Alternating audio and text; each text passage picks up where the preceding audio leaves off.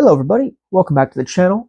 Today we have 26 books to read in 2026. The first two of them are two books in Jack Vance, The Dying Earth. We have Cugel's Saga, which is a better chunk. There's 4 books in here, so it's the better chunk of it. And then there's Rhialto the Marvellous. I don't know a whole bunch about either of them, but after reading the second book, which it seemed like it really started off what's going to be Cugel's Saga, super stoked about that. So there's 2. Another 2 for here. These next couple books are all going to be like 2 and 1. So I'm going to be reading the second 2 Garrett P.I. novels. Imagine if Dresden Files was like grimdark fantasy. There is it's written by the same dude who wrote The Black Company. There is a human detective in a high magic, high fantasy world. And it is absurd, it's crazy, it's hilarious. I've only read the first one. But very excited about these. I have all of them, so I better like them. I have also The Return of the Black Company, which is Bleak Seasons and She is the Darkness, as well as The Many Deaths of the Black Company, which up until this year, or a year ago, 2 years ago, recently, up until recently, this was the very last installment of The Black Company, which is a 1980s grimdark fantasy series that kind of paved the way for a lot of the grimdark stuff that is ever so popular today. I've read the first 2 trilogies in The Black Company. It's like it's one of my favorite things in the world. And this is like the back half of the series. I'm going to be reading books 6 through 10 of The Wheel of Time. I just got through book 5 at the end of last year. There's 4 of these, I promise. Or there's 5 of these. There's more. Lord of Chaos, we've got Crown of Swords, we've got Path of Daggers, we have Winter's Heart, and then we have Crossroads of Twilight. This is going to be an endurance check because this is like the entirety. Well, this is good from what everyone says, but oftentimes people say that all of these other books here is like the slog of the series. And this is where a lot of people drop off. I don't expect to drop off. I expect to do pretty good with it. All right, moving right along. I have 3 books here. I have Downbelow Station, Cyteen,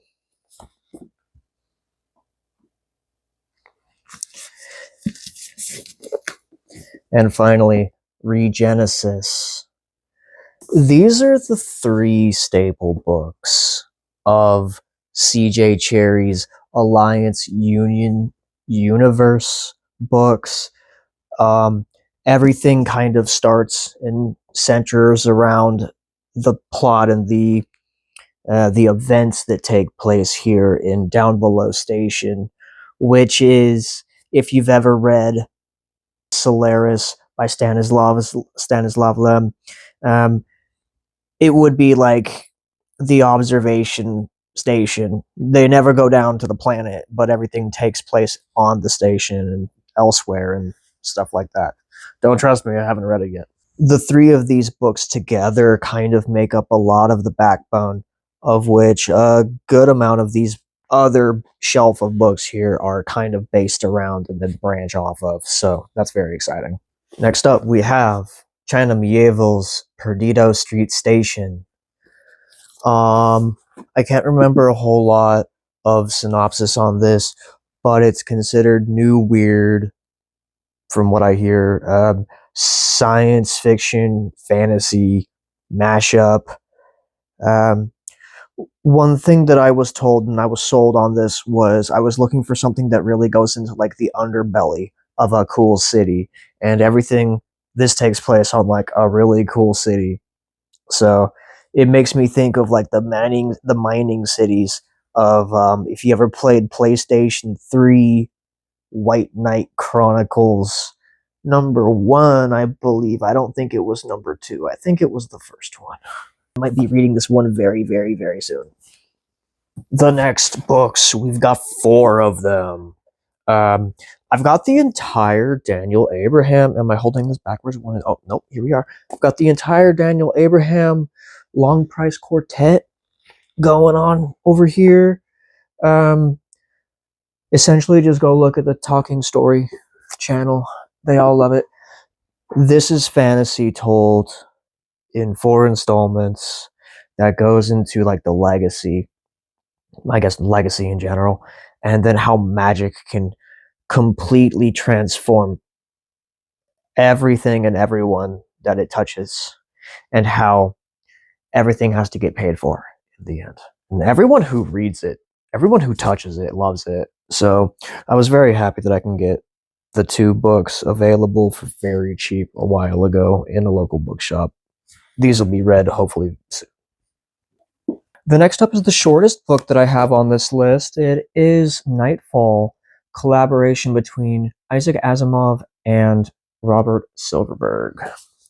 Now, you may be thinking to yourself, oh wait, do I remember a movie right now from like the 80s or the 90s or 2000s, somewhere in there? There's a sci-fi about this planet that has a multiple suns around it, to where the sun never goes down, ever. Everything goes into total solar eclipse.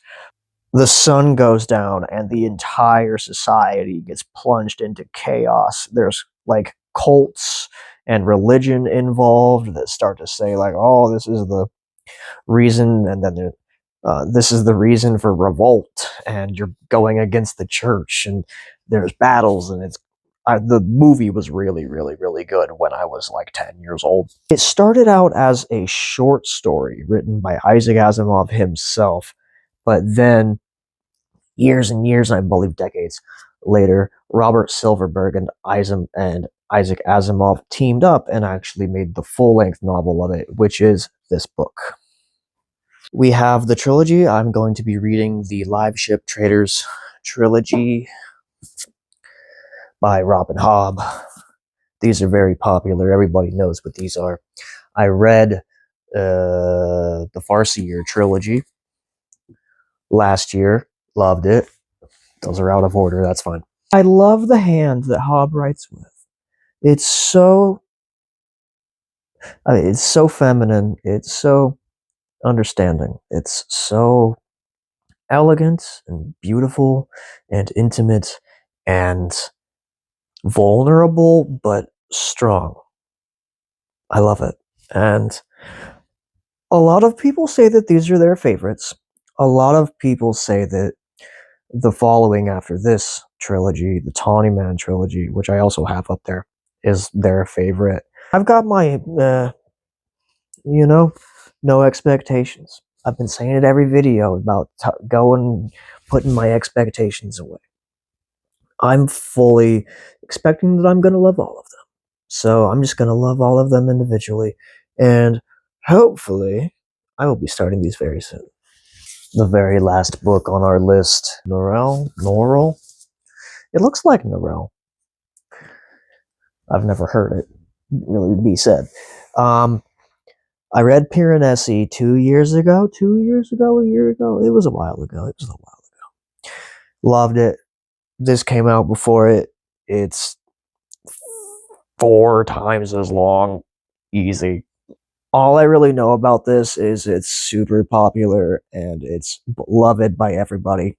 And it's about bringing magic back to England and feuding magicians. I have stayed very vague. I'm going to go into it and I'm going to experience it and I'm going to love it for exactly what it is. I'm going in completely blind. Now, of course, I will be reading other books as well. We will check in this time next year to see just how many of these books I actually was able to finish this year. So let me know what you want to read this year. Cheers.